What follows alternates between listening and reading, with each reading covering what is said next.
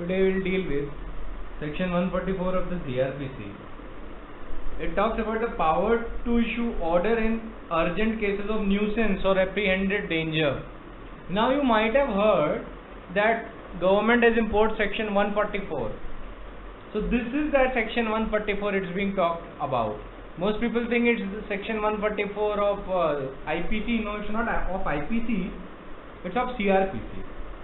Now first thing that you need to understand is who can issue an order under this section. That is district magistrate, sub-divisional magistrate, or any other executive magistrate specially empowered by state government in this behalf. That is the first thing that you need to be clear. So you now know the authorities who can issue this order. And now later part of the section will talk about what are the grounds, on what material will it exercise such order. So it says when there is sufficient ground for proceeding under this section, an immediate prevention or speedy remedy is desirable. So you have two parameters. First is sufficient ground. Second is that a speedy remedy or immediate prevention is desirable in the opinion of the magistrate. Then he may by written order stating the material facts of the case and served in manner provided under 134, that is the procedural matter, direct any person to abstain from doing a certain act or to take certain order with respect to certain property in his possession or under his management.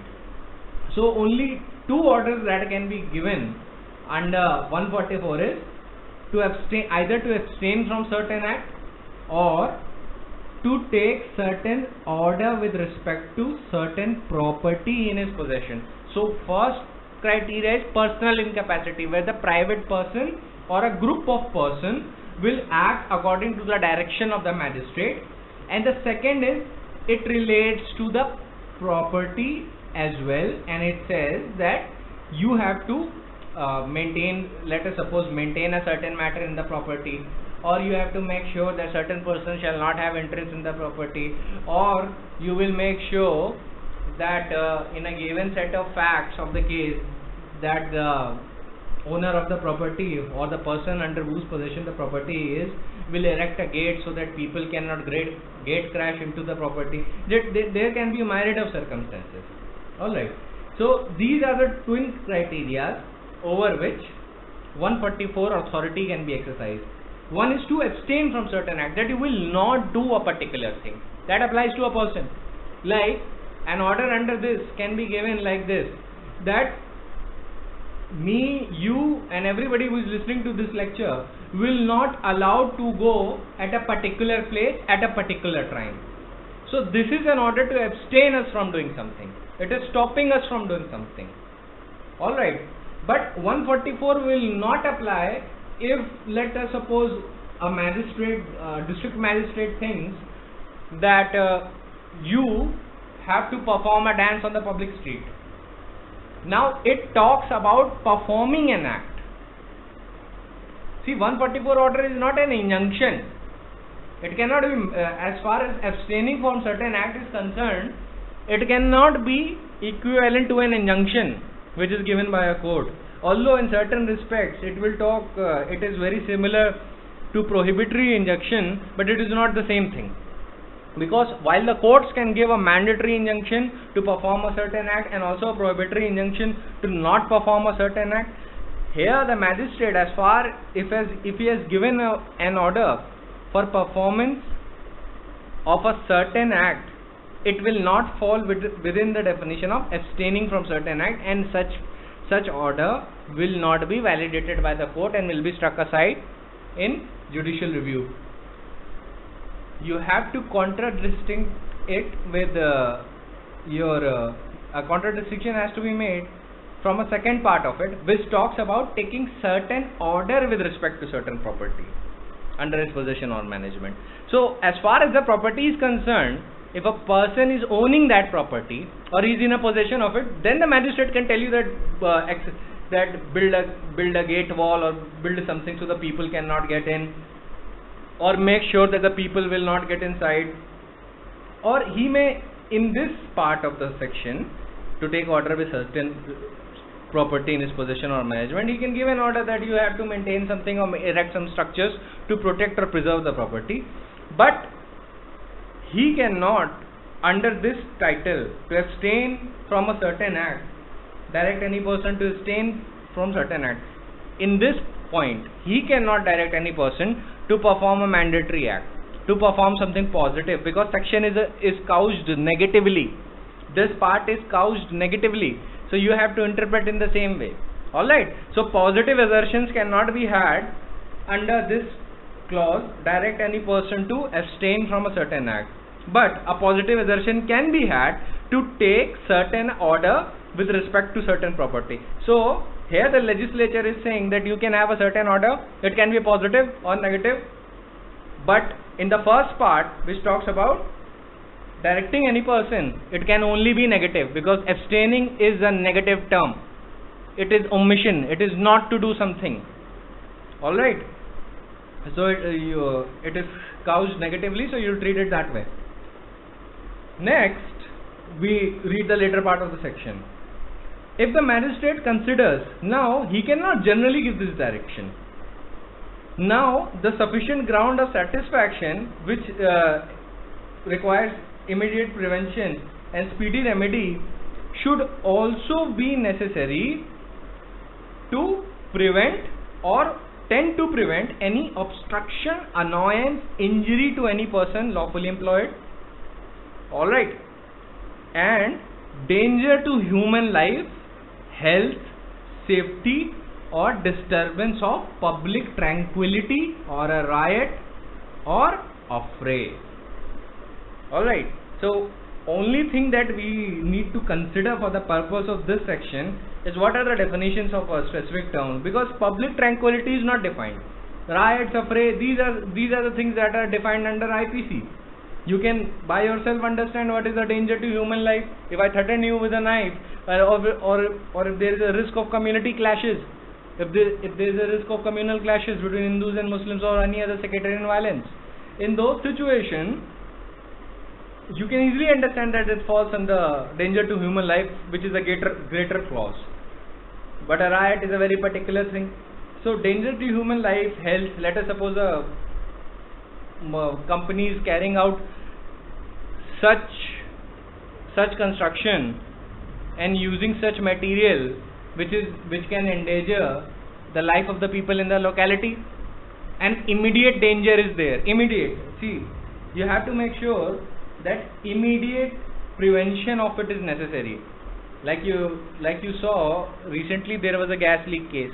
If let us suppose the magistrate comes to know before this incident has taken place that such thing can happen or is about to happen because of a certain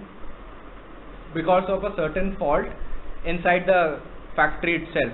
So in those situations, the magistrate theoretically can issue an order under 144 of the CRPC, under the heading what?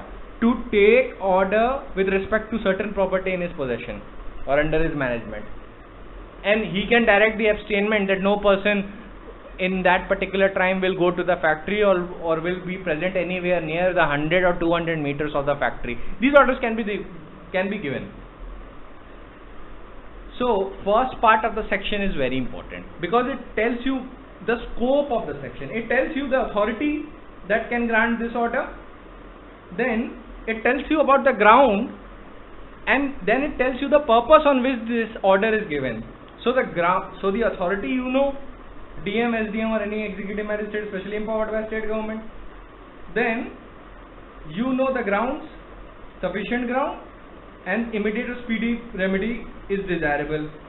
Then it tells you about the scope, the purpose, that such direction can prevent or tends to prevent any obstruction, annoyance, injury to any person lawfully employed, or danger to human life, health, safety, or a disturbance to public tranquility, or a riot or affray.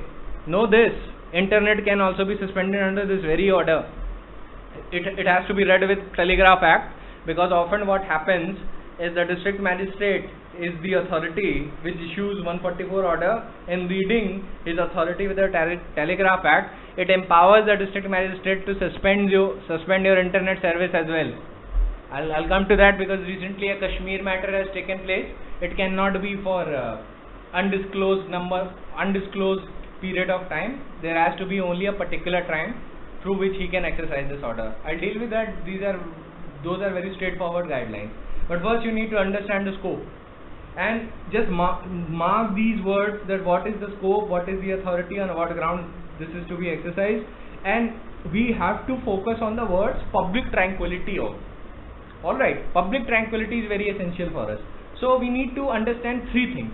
That there are four terms in law which will have direct relation to 144, because it is often thrown around by the authorities. Social order, law and order, public order, public tranquility. Alright, these four are totally different things. See, in law, every term has a particular definition, and terms are not generally synonymous. Generally, they are not synonymous until the courts tell you that yes, they can be considered the same thing. So generally, they are not synonymous. So as a denizen of the legal field, you should understand that when a particular word is used at a particular place, it also has a definite meaning. Alright, so I'll come to that. I'll come to the case law, but let me just deal with the procedural parts of section 144. An order under this section may, in the case of emergency or in a case where the circumstances do not admit of its serving in due time, may be passed ex parte. So subsection 2 allows an ex parte order to be passed in the case of emergency. So very simple, it is again a procedural matter. An order under this section may be directed to a particular individual or a person residing in a particular place of area, or to a public generally when frequenting or visiting a particular place or area. You should know that till the time Babri Masjid judgment never came, like Iqbal Ansari versus state of Uttar Pradesh and others, and there were many petitioners involved. Generally, the main petitioner in the Ram Janmabhoomi case was Iqbal Ansari. So Ram Janmabhoomi Trust, Iqbal Ansari versus Ram Janmabhoomi Trust was the primarily contenders for this matter, and your Nirmohi Akhada was also there.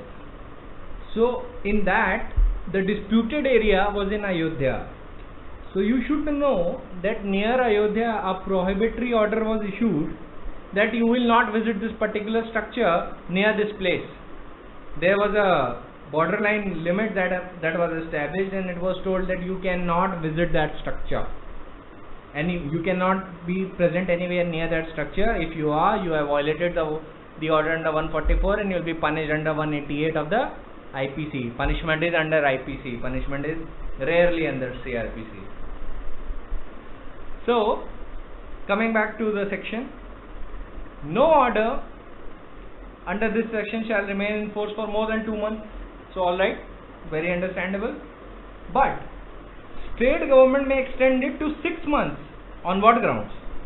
If the state government consider it is necessary to do so for preventing danger to human life, health, safety, or preventing a riot or an affray.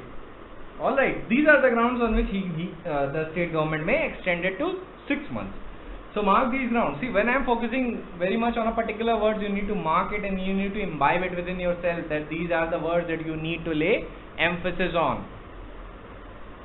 Any magistrate may, either on its own motion, suo motu, or on the application of any person aggrieved, rescind or alter any order made under this section by himself or any magistrate subordinate to him or by his predecessor in title.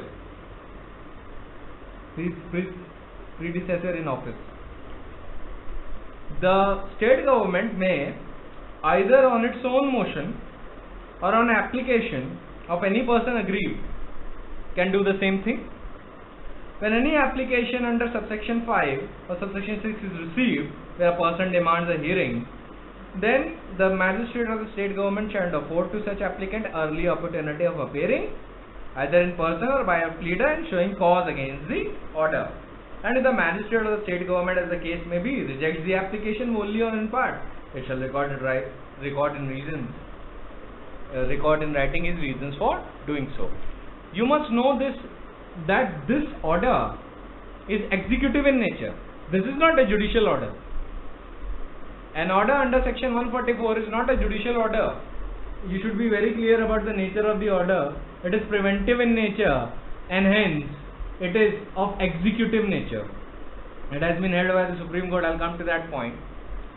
But let me first narrate you the definition of social order. See, social order is a very wide ambit. It has the widest ambit. And it includes law and order within itself. It includes public order within itself. It includes security of the state within itself. In other words, social order is an expression of widest amplitude. It has direct nexus to the preamble of the Constitution, which secures justice, social, economic and political to the people of India.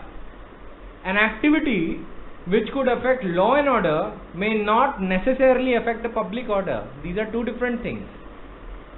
And an activity which might be prejudicial to public order may not necessarily affect the security of the state. I will elaborate with the illustrations, but right now you need to focus on the definition. Absence of public order is an aggravated form of disturbance of public peace. Alright, if the public order is not there, then it is a disturbance to public peace, which affects the general course of public life. If let us suppose widespread rampant robbery and dacoity has been taken place and you are afraid to go to your job, your social life and public life will be disrupted or not? Of course it will be. So this is the situation which has been elaborated by courts, that public order is an aggravated form of disturbance of public peace. If two people fight on the street, here the public peace is not that radically affected if there are riots are taking place. Alright, the riots if they are taking place on the streets, here the public peace will more likely to be affected in a very aggravated form as compared to just two drunkards fighting on the street. So, the security of the state, law and order, public order are not expressions of common meaning and connotation. This should be very clear in your mind. To maintain and preserve public peace, public safety and public order, it is the duty of the state and its organs to make sure that these are maintained. To ensure social security to the citizens of India, it is not merely the legal duty of the state but also a constitutional mandate. There can be no social order or a proper state governance without the state performing its function and duty in all its spheres. The security of India is the prime concern of the Union of India, because the central government protects our borders. China is being aggressive towards us right now. It is indulging into an aggravative form of conduct. So in this situation, it is not a job of state governments to do something. It is the job of central government, because armed forces come within the 7th schedule Union list. So public order and law and order, it falls within the state list. It is the domain of the state largely. Union in certain circumstances also has the power to enact the laws of preventive detention for the reasons connected with the security of the state, maintenance of the public order, etc. But 90% of the time, if we keep the preventive detention aside, then it is generally the sphere of the state and it is expected to exercise its legislative power to enact and maintain your public order and law and order through its extended arm of the executive. So, for this reference, you can refer to the entry 1 of list 2 and entry 3, 4 of list 3 of the 7th schedule and entry 9 of the list 1, all contained in the 7th schedule. I'll reiterate, you can refer that even the laws of preventive detention also fall within this situation. So I'll also talk about the Union just on a very superficial level. It is entry 9 of the list 1. First, entry 9 of the list 1, it relates to Union. Then entry 1 of the list 2, it relates to state. then entry 3 and 4 of the list 3 of the 7th schedule of the Constitution of India, it relates to your concurrent list. Alright. So these are primarily the fields of legislation, but once they are read with the constitutional duties of the state under directive principle of state policy with reference to Article 38, where the state is to secure social order for promotion of welfare of people, the result is that the state is not only expected but it is mandatorily required to maintain a social order and due protection of the fundamental rights of the citizen. Now you see, I have taken section 144 because the matters which are relevant to 144 are also the matters which are relevant to the Constitution, and it is relevant to your 7th schedule. It is also relevant to your directive principle of state policy, and it will be directly relevant to Article 19, 21 and 14. Alright, these are a constitutional matter is about to interfere in this. So this is why when I want to treat this matter very holistically for you people, because for the purpose of exam you can simply, if you are able to interlink this matter with the Constitution, just know it right now. When I deal with the Constitution, you will understand with much more clarity, but you should know that these things have its tentacles attached to the Constitution. So first in line of the cases, I'll talk about Himmat K. Lal Shah versus Commissioner of Police. In this case, Supreme Court actually struck down a similar rule which was like 144. It was the Rule 7 of the Bombay Police Rules, and it struck it down on the principle that it gave the police authorities unguided and unfettered powers to prohibit or grant permission to public to hold meetings on a public street. So you know, under Article 19 it is your right, freedom of assembly and freedom of expression. These rights are also interrelated. So under the Bombay Police Rule 7, it was very similar to 144. It was struck down only on the ground that it gave uncanalized power to the police officer. You might also be remembering that I told you a case law where Supreme Court said that if the magistrate has uncanalized discretion to take cognizance or not on his whims or fancy or in an arbitrary manner, then buyers of it can be challenged under Article 14. That is why Supreme Court said when the material is sufficient, the magistrate must take cognizance. Right? You must be remembering it. So Supreme Court found Bombay Police Rule 7 to be the case of uncanalized discretion and struck it down. But when 144 was challenged, then under Ghulam Abbas, see, constitutionality of 144 was upheld by a very large bench of 7 judges in your case of Madhu Limay versus subdivisional magistrate. I'll go into that, but I'll first tell you the objective. See, the entire basis of an action under 144 is because of the urgency of situation, and the power under 144 is intended to be availed for preventing disorders, obstructions and annoyance with a view to secure public peace and tranquility.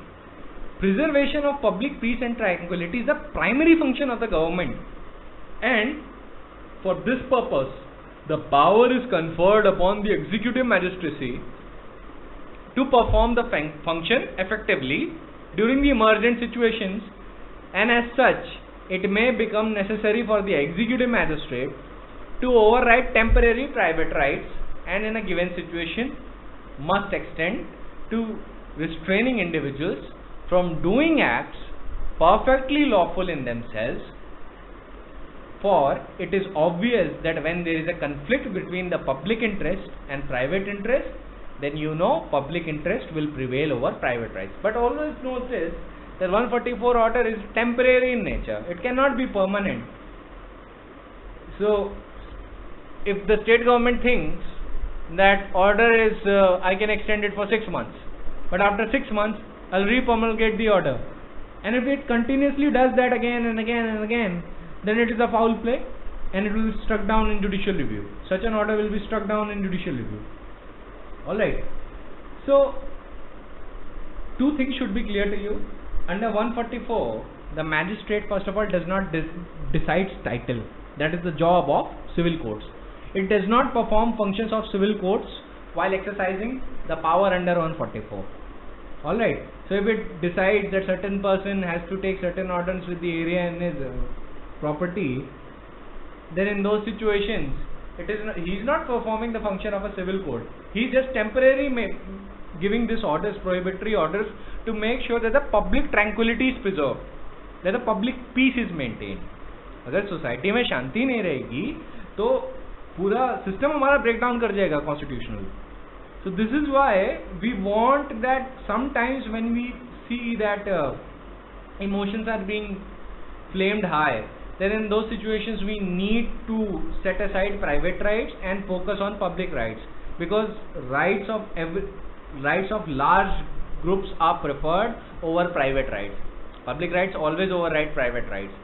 अगर कोई किसी का private person किसी इस तरीके से act करता है जो प्रीजुडिशियल है बाकी पब्लिक के लिए, and public, there is also a right of public to have its own grievance addressed in the same matter, then the court will always choose public rights over the private rights. So Supreme Court has given a mandate that how will you exercise the power under 144. First of all, in the exercise of power 144, the magistrate is to have due regard to the established rights and subjects of the courts, that he is giving an order under 144 for maintenance of public peace and tranquility, and the power under 144 must only be exercised in aid of those rights. Alright. Then, second of all, the exercise of that right should be based on relevant materials.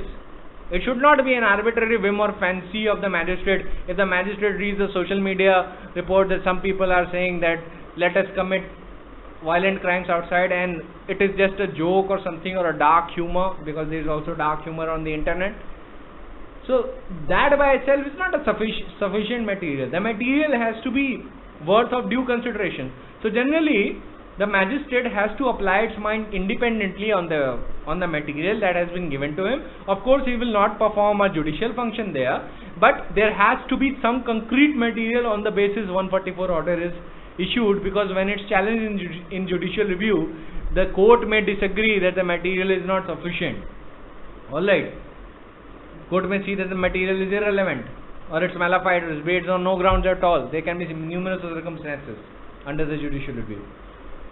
So, court further said that it is not a proper exercise of discretion on the part of executive magistrate to interfere with the lawful exercise of the right of a party on a consideration that those who threaten to interfere constitute a large majority, and it would be more convenient for the administration to impose restrictions which would affect only a minor section in the community than to prevent a large section, more vociferous and more militant.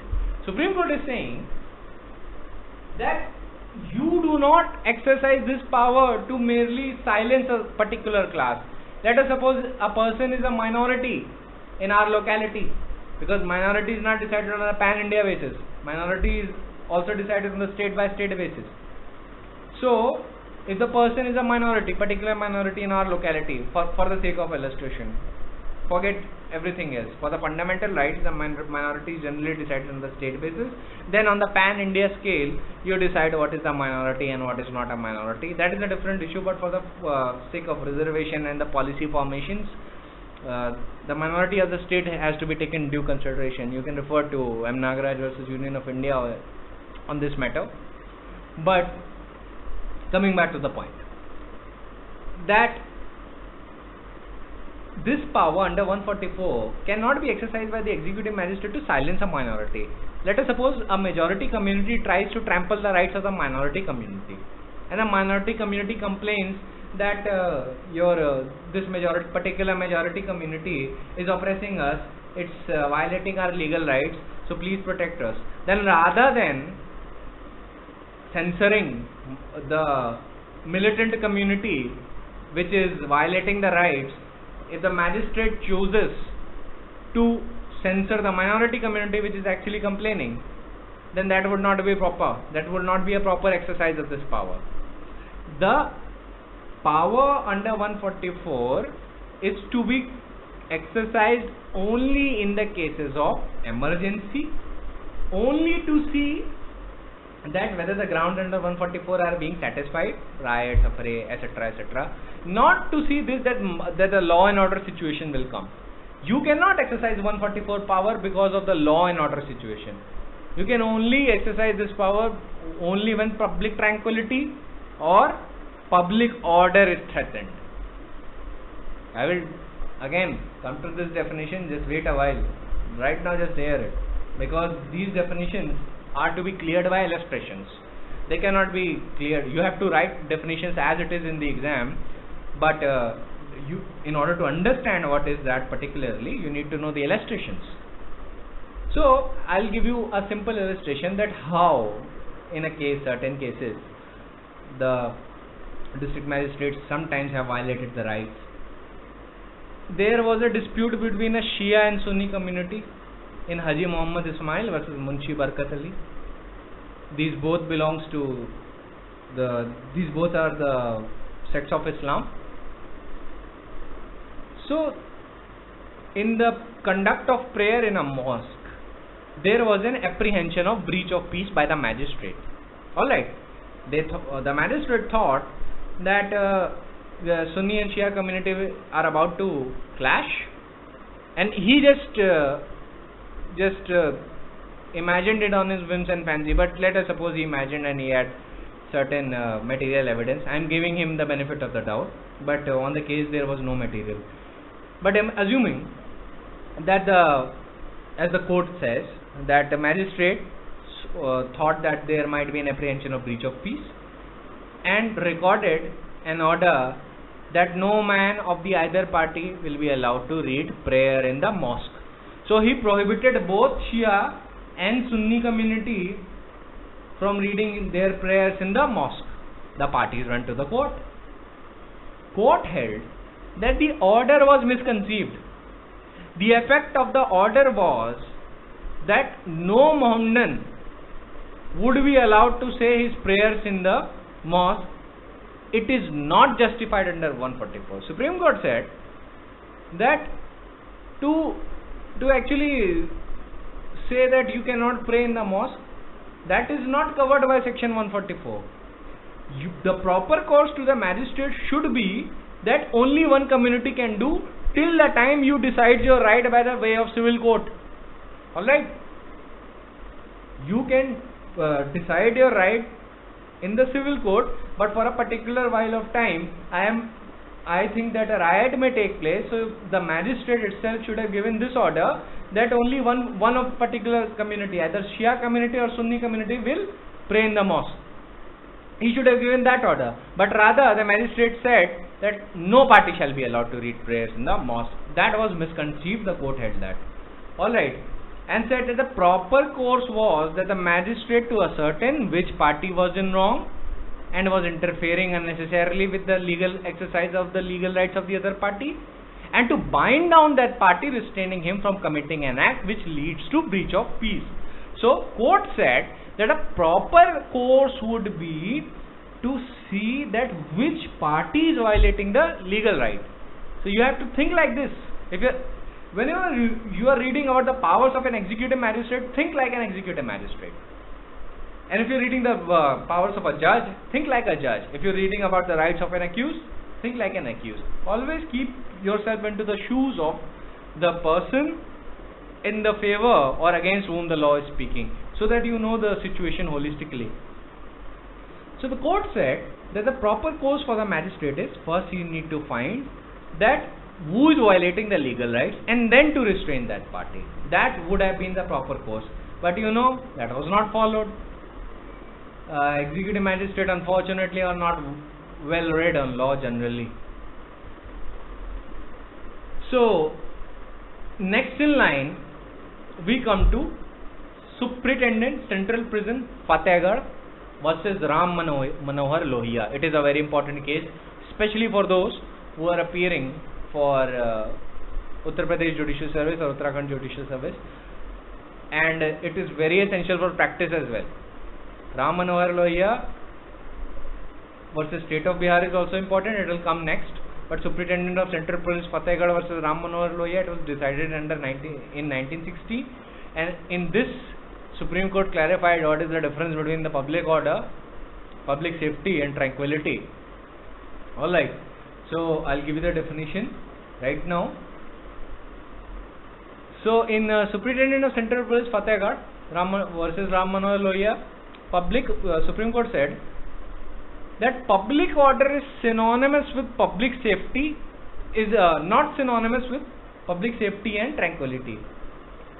It is the absence of disorder involving breaches of local significance in contradistinction to national upheavals.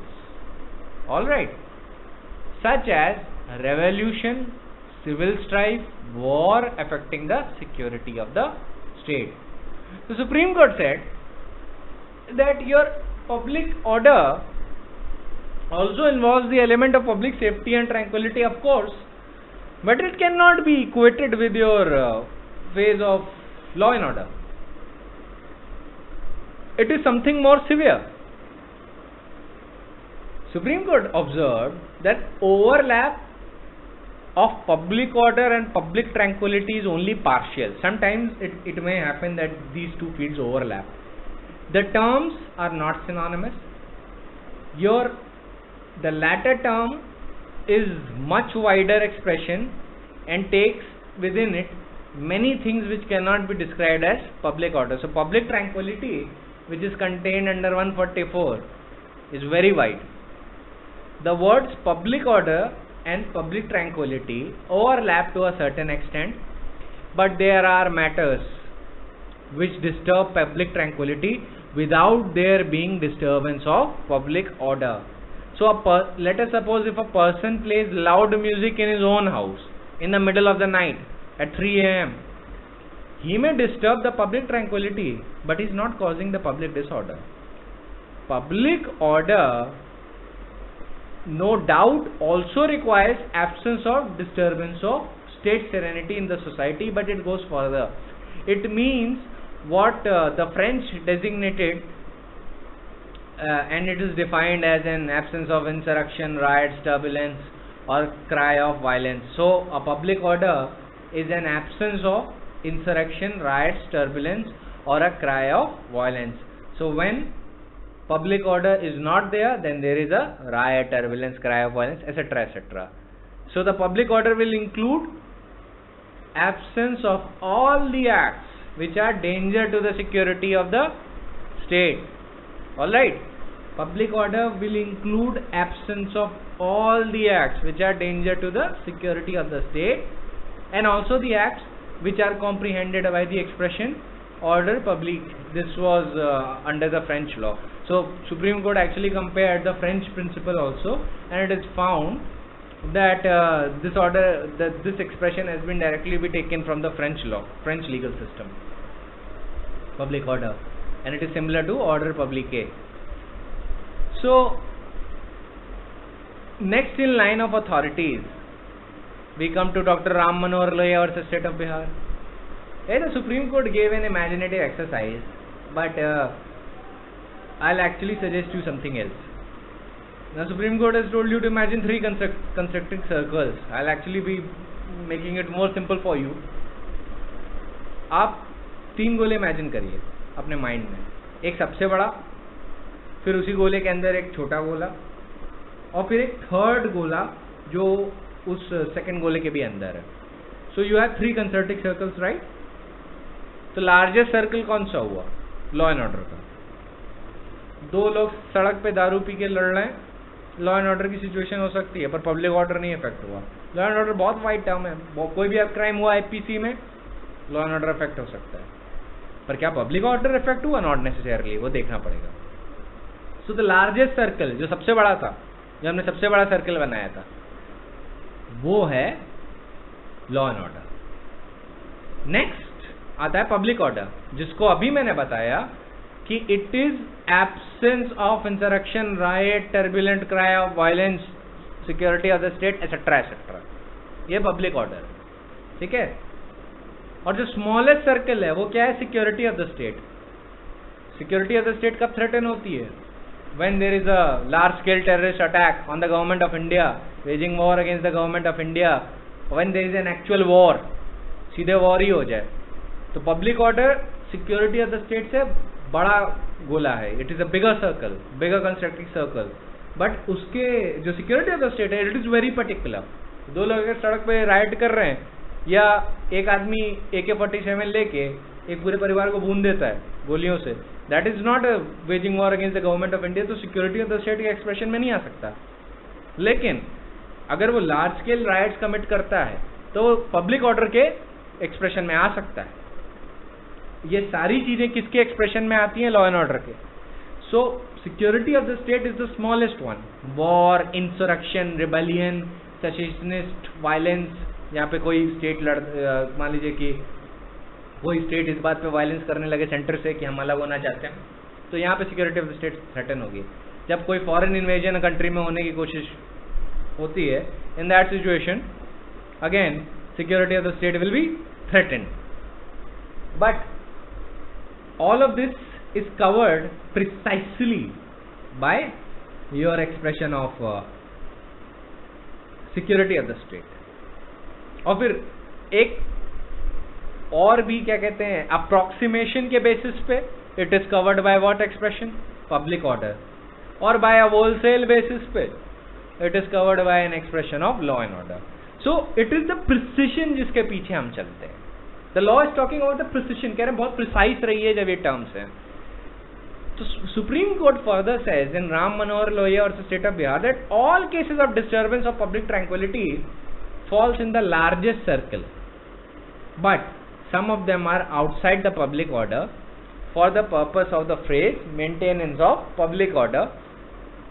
Similarly, every breach of public order is not necessarily an act which endangers the security of the state. Adopting this test, Supreme Court said that the state is at the center and the society surrounds it. Disturbance of the society go in a broad spectrum from a mere disturbance of serenity of life to jeopardy of the state. The acts become graver and graver as we journey from the periphery of the larger circle towards the center. In this journey, we travel first through public tranquility, then through public order, and lastly through security of the state. So the Supreme Court told you actually to imagine the three concentric circles, so actually use that.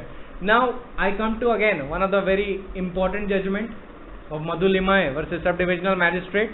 It was a judgment by 7 judges bench, 1971, AIR 2486, page number. So again, Supreme Court reiterates that gist of the action under 144 is the urgency of the situation. It is a likelihood to It is the efficacy in the likelihood of being able to prevent some harmful occurrences. ठीक है? It is also possible to act ex parte, etc., etc. And it is not an ordinary power flowing from administration, but it is the power which, even though it is executive in nature, must be exercised judicially. Court said that you have to exercise this power by referring to the matters and materials before yourself. Alright, that is why court said that just first see who is violating the legal rights in Haji Muhammad. He said that see which community is violating the legal rights and then given prohibitory orders. So in Madhu Limaye it says कि in a certain sense, it is not purely a judicial exercise of power, but in a certain sense, it is to be exercised in a judicial manner. So that, why?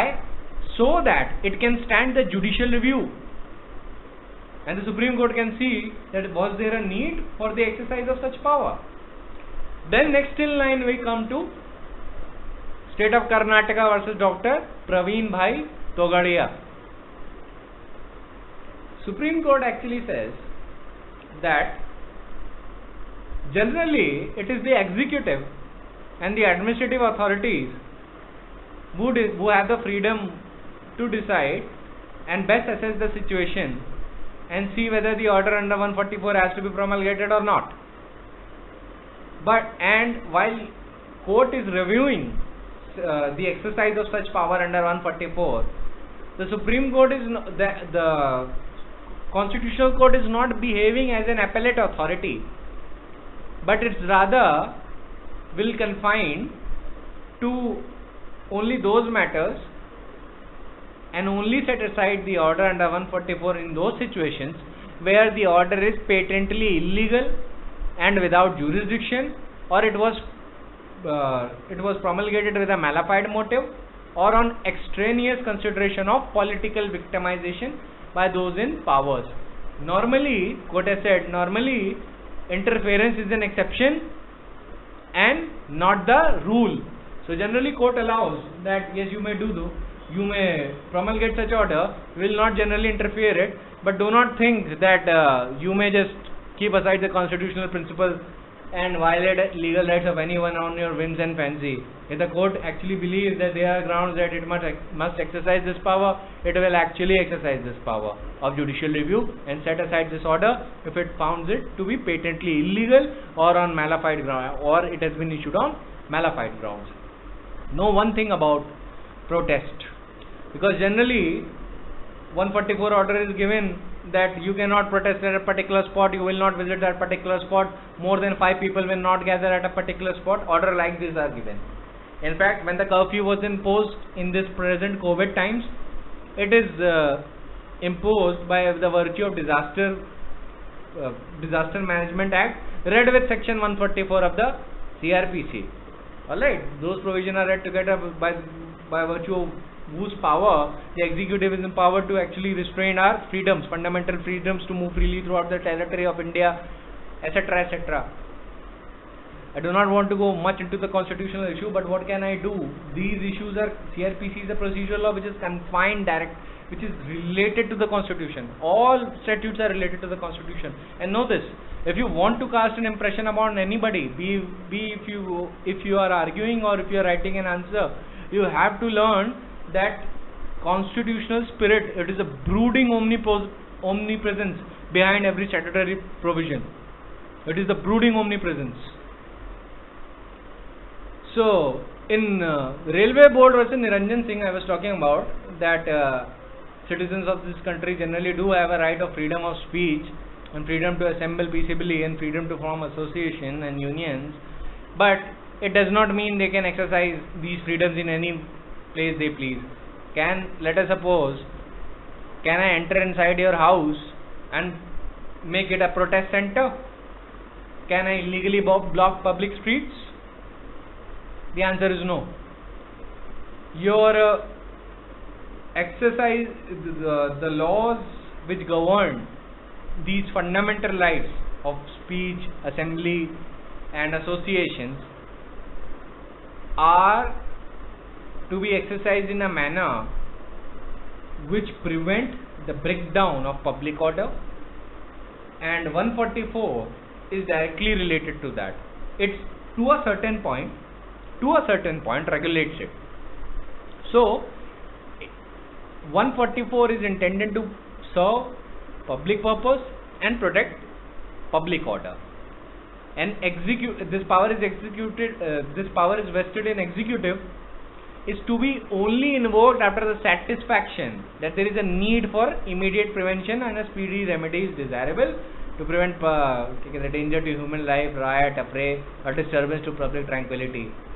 Alright, the expression law and order is a comprehensive term which may or may not include public order, but also matters of public peace, public tranquility and orderliness in a locality or a local area, and perhaps some other matter of public concern too. So law and order is a very wide expression. I have already dealt with that, but Supreme Court in Railway Board versus Niranjan Singh has again reiterated that position. And Supreme Court said that generally, see why I mentioned this case law, I'll just tell you that it is to make you understand that you do not have a universal right to protest. You cannot take on a public street and block it. There is a designated area where you may protest after taking permission. Why the permission requirement is there? Because there is a fear that on the matter you are protesting, a riot can take place. See, the riots does not mean communal violence. That is a different thing. When any unlawful assembly uses violence, it is termed as rioting. That is a riot for the provision of law. So it can be two political parties in fighting. They can be two communal groups fighting. It can be many other things. But if 5 or more persons, if an assembly of 5 or more persons commit violence and it's an unlawful assembly, then it will be considered rioting. So Supreme Court says, it gives an example in this case also, that public order is disturbed on what ground?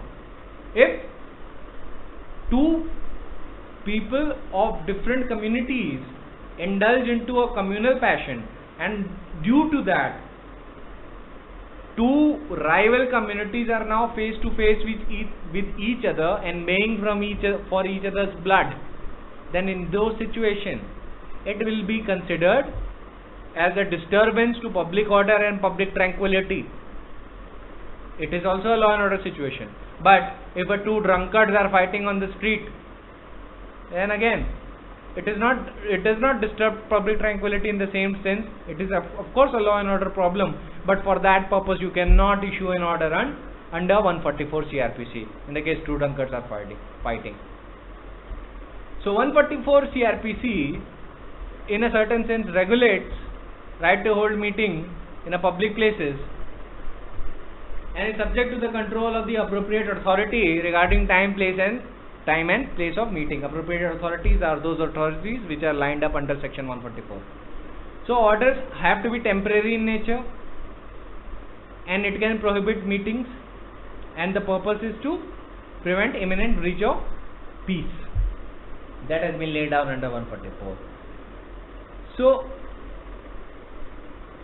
you only need to keep in mind that the Supreme Court is also elaborating that the essence of the section has to be kept in mind, and the Supreme Court has only elaborated on those points only.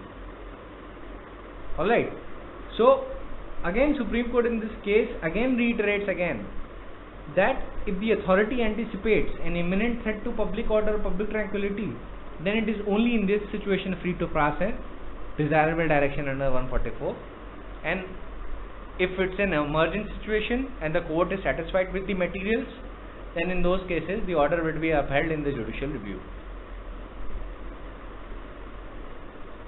So I hope that you understand that there is a red line between public order and tranquility, because serious and aggravated forms of public disorder which are calculated to endanger the security of the state, and because one is calculated to endanger the security of the state and the public order, and some are minor breaches of peace and are purely of local significance.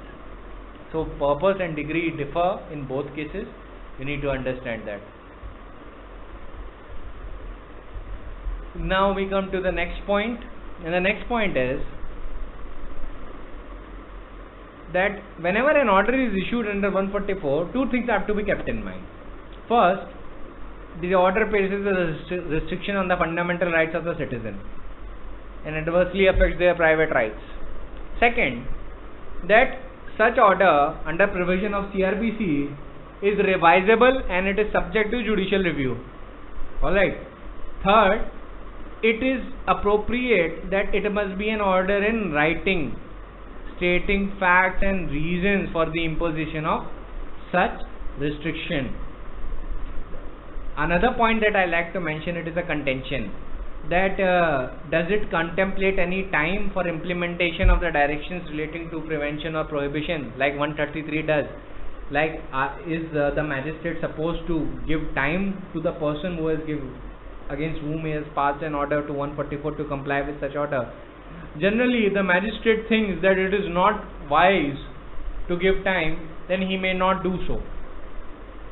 it is open to the magistrate to adopt this course, that if he believes that the emergency is there, then he may not give a specific time, and he may itself order the implementation of the order under 144.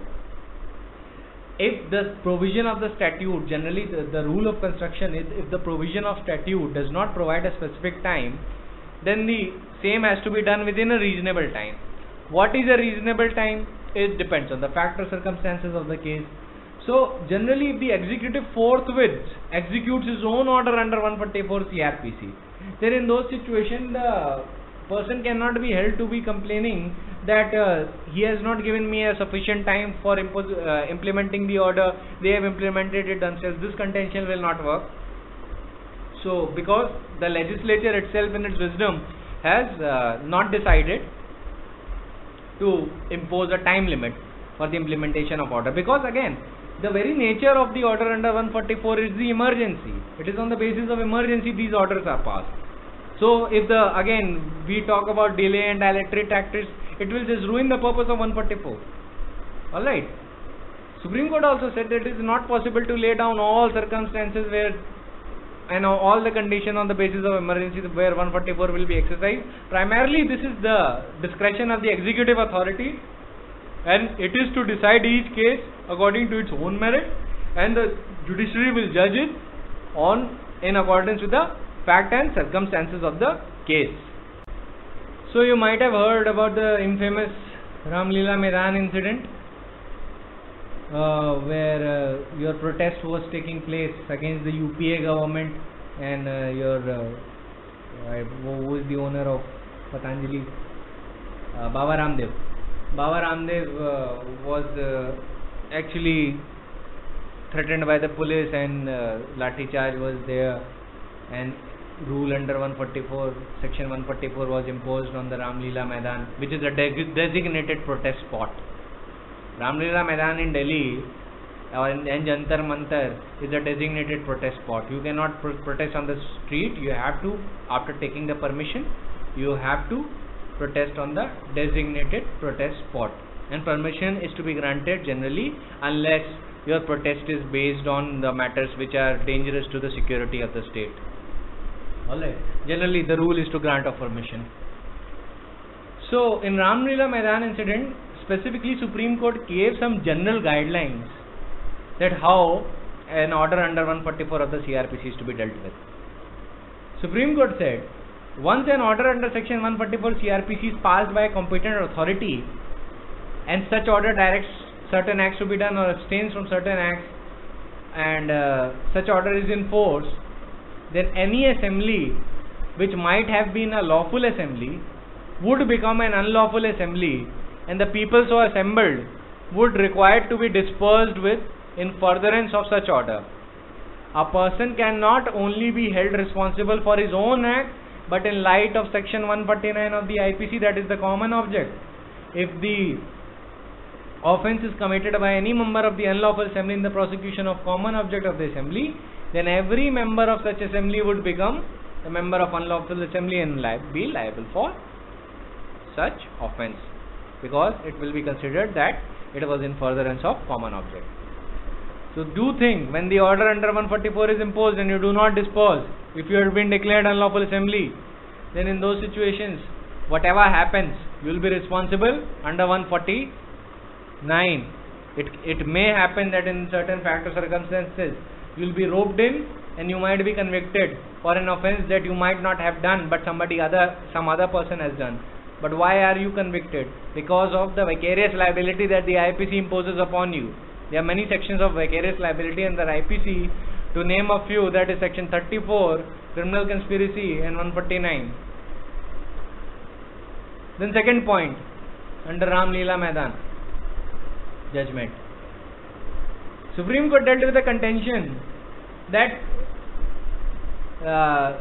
because we have a fundamental right, the contention was, because we have fundamental right to protest, it means that we do not need to take permission of the police for any dharnas, procession, rallies, etc., etc., and it is not required in law. Supreme Court said no, it is not correct to say such a thing, and neither it is a judicially permissible thing to say. You have to take a permission because it requires a law and order situation. It may break down. What if your rally turns into a violent rally and it indulges into massive violence? Then in those situations, these things are to be regulated. So the police has to find that the relation of this, is the object of this rally is to execute an unlawful purpose, or it is genuinely executing its genuine grievances and organizing rallies only in support of those genuine concerns. So it also has to see what is the covert thing which is hidden in the rally and what is the overt thing which you are expressing. Because what happens is, at the end of a day, everything will fall upon the police, the state, your judiciary, the media, the public. Police will be responsible at the end. So generally, permission is to be taken from police. And in Delhi, the magisterial powers for granting permission, and also in Maharashtra, Mumbai, the magisterial power for granting permissions is given by the police force, especially Commissioner of Police. And sometimes that power is also delegated to DCP. But that's besides the point, that are procedural matters. So Supreme Court dealt with the point that no, you need to take the permission of the state. So the requirement of associating police, which is an important organ of the state for ensuring the implementation of the rule of law, while holding such a large-scale meeting, dharnas and protests, would not infringe the fundamental rights under Article 19(1)(a) and Article 19(1)(b) of the Constitution. It would fall under regulatory mechanism of the reasonable restrictions contemplated under Article 19 subclause 2 and under Article 19 subclause 3. Furthermore, it will help in ensuring social order and would also not impinge upon the rights of others as contemplated under Article 21 of the Constitution of India. Because what if these rallies are only a covert method to commit violence on the other community, as happened recently in Delhi? So you want to avoid these kinds of situations. So court said, furthermore, it would help in ensuring social order and also not impinge upon the rights of others. Because if you, let us suppose, protest on the street, you cannot go to your workplace, you are removed from your job, now your fundamental rights are also infringed. If you cannot work and if you are being penalized for no fault of your own, in that situation your private rights are being violated. That is why these rights to assemble and speech are regulated, so that your own rights are not violated. In a simple sentence, I may say that your right to freedom of speech should not affect my right to live with dignity. Alright, in a certain sense. So, police authorities who are required to maintain the social order and public tranquility should have a say in the organizational matters of holding dharna, procession, agitations, rallies. They may say you will not carry out weapons, you will not carry etc. Dangerous things which can be used as weapons, you will not carry sticks, you will not chant violent slogans, etc. etc. These can be the reasonable restrictions which can be imposed, which can be terms of granting permission. Once a permission has to be granted, it can be only revoked on very reasonable grounds. So these matters have to be considered objectively by police to ensure that the right of the freedom of speech and expression is used, but the police cannot use its power to grant permission to frustrate or throttle the constitutional rights. So the refusal and withdrawal of permission should only be for valid and exceptional reasons. The executive power to cause a restriction on a constitutional right within the scope of 144 CRPC has to be used very sparingly and cautiously. The authority of the police to issue permission has an inbuilt element of caution and guided exercise of the power and should be in the interest of public. Such exercise of power by police should be aimed at attainment of fundamental freedom rather than improper suppression of said rights. It is undisputable that provisions of 144 CRPC are attracted in only emergent situations. The material facts should demonstrate that the action is being taken for the maintenance of public order and public tranquility and harmony.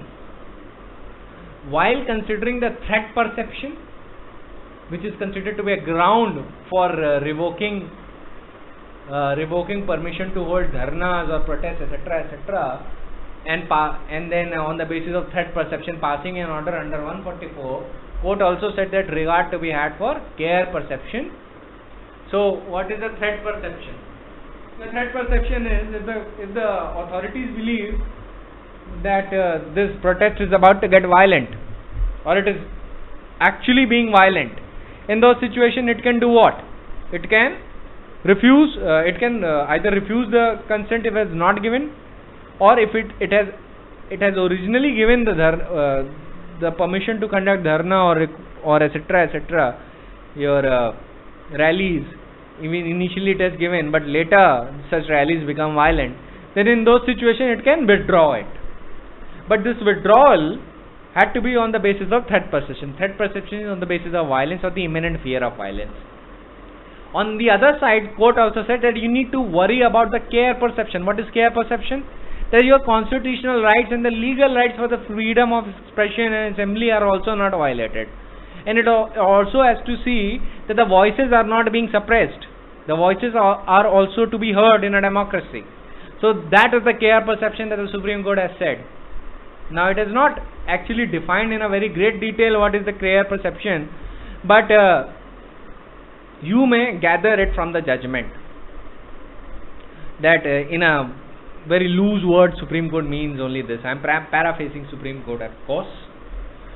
Then on the 7th point that the Supreme Court said that every person, body to whom such permission is granted shall give an undertaking to the authorities concerned that he will cooperate in carrying out the duty and the lawful orders passed by the competent court, authority, forum at any stage of the commencement of an agitation, dharna, procession or a period during which the permission granted is enforced. This is of course subject to such order as may be passed by the court of competent jurisdiction. So Supreme Court is always saying that if they illegally refuse to grant you permission, you always have the recourse to the courts of law. Keep in mind that the Supreme Court is primarily speaking in the context of police in the Ram Leela Maidan incident, but the law also applies to your district magistrate and the executive authorities. Now you might be wondering that how come Supreme Court is talking about the permission and all that and primarily talking about police, while under section 144 it is the DM. See, police also has a role in granting permissions. Another thing that you need to know that the magisterial powers under Delhi has been granted to whom? These magisterial powers has been granted to the Commissioner of Police. That is why it's a commissionerate system. So, although this law applies to Pan India, but in a certain sense, Supreme Court is speaking about these authorities on the facts of these cases. It doesn't mean it is confined to Delhi only, it is confined to Pan India. This is a general law. Alright, do not be confused in that. Now I come to the final point, that is of the Kashmir lockdown. It was writ petition number 1031 of 2019 in the case of Anuradha Bhasin versus Union of India. Also there was another writ petitioner, Ghulam Nabi Azad versus Union of India. Here the Supreme Court laid down some other extra guidelines after referring to the same case laws that I just told you. Supreme Court said that competent authorities are directed to publish all orders in force under 144 CRPC and for suspension of telecom services including internet to enable affected persons to challenge it before High Court or appropriate forum. So Supreme Court has said that you need to publish such order because 144 says it is to be in written form. These authorities cannot do this thing that they can just issue it orally and keep persons in undisclosed emergency and say no, we have not issued an order, but they have actually issued an order for prohibition of telecom services or internet. So it has to be published. Second, see, also learned this one thing, that Supreme Court wrote a huge paragraph, but what is the essence of the paragraph? The order should be published. So remember it with this one point, it should be published. Second is, Supreme Court said, we declare that the freedom of speech and expression and freedom to practice any profession, to carry out any trade, business and occupation over the medium of internet enjoys a constitutional protection under Article 1A and Article 1G. The restriction upon such fundamental rights should be in consonance with the mandate under Article 19, Clause 2 and Clause 6 of the Constitution, inclusive of the test of proportionality. So now how do you remember this point? How do you summarize it? You merely say that principle of proportionality under Article 19 is the test. to determine the validity of the order. So entire paragraphs you have reduced to one sentence, one single sentence. But you need to understand and read everything in order to summarize it. You cannot just summarize it without the context. That is why I always tell you to read first, then try to effort to summarize it, because unless you know the context of the summarization, you cannot effectively summarize something. And if you attempt to do such an act, then in those situations you will suffer for the lack of knowledge. You will never be able to understand the law like that, because that is why I am not a fan of summary principles that are given in certain law reports, because what it does, it gives you text without context and it hampers your knowledge, it affects it. You need to avoid such traps. That is why I explain to you things in detail and then tell you what are the guidelines. When you read the guidelines, you eventually learn that how can I just narrate it with more precision. Then I come to the next point. An order suspending internet services indefinitely is impermissible under temporary suspension of telecom services public emergency public service rules of 2017. Suspension can be utilized for temporary duration only. So how can you reduce it into a single point? Your telecom services can be temporarily suspended only. They cannot be that is it. Just write it temporarily suspended only, because elaboration I am explaining in order to make you understand a point. But you can always learn to reduce it, that it has to be for a temporary period, it cannot be for a wide period. Suspension of telecom service cannot be for a long duration, it has to be for a very short temporary duration. So again, it must adhere to principle of proportionality. Again, that is the next point. Then order suspending internet under suspension rules is subject to judicial review. Very understandable. You can simply write these orders are subject to judicial review. Then Supreme Court further said that any order promulgated under 144 for the suspension of telecom services, if it's not in accordance with the law laid down by the Supreme Court in this case, it has to be revoked immediately. And further, in the future, if there is a necessity to pass a fresh order, then the law laid down herein must be followed. Alright. Then Supreme Court actually finished these guidelines majority, then came to 144 and elaborated upon it. The power under 144 is remedial as well as preventive, and again reiterates the same thing in the section. Alright. However, the danger contemplated should be in the nature of an emergency and for the purpose of preventing obstruction and annoyance and injury to the lawful person. Again, Supreme Court is reiterating the same thing as the section is written. Then Supreme Court said that the power under 144 cannot be used to suppress legitimate expression of opinion and grievance for the exercise of democratic rights. You can also say that 144 CRPC cannot be used to throttle the fundamental rights under Article 19 and 21. See, you learned brevity. Why I'm telling you like this right now? Because we are now at the end of CRPC, and you need to know this the art of brevity. And the art of brevity is only acquired when you have read a lot. All right. That is why I'm saying, when you understand a concept in and out, left and right, up and down, in those situations only you will be able to properly deal with this principle of precision and brevity. Otherwise, you won't be able to understand the true scope. There is no point of brevity if you do not understand the scope of the law. Then we come to the next point held under this judgment. An order passed under 144 CRPC should state material facts to enable judicial review of the same, and the power should be exercised in a bona fide and reasonable manner, and same should be passed by relying on the material facts indicative of the application of mind. This will enable judicial scrutiny of the order. Then the magistrate who is exercising the power under 144 is to balance the rights and the restriction based on the principle of proportionality, and thereafter apply the least intrusive measure. See, generally, principle of proportionality is a constitutional doctrine and is also sentencing doctrine, so it is a matter of the constitution. So I don't want to go into great detail, but in a nutshell, try and understand this.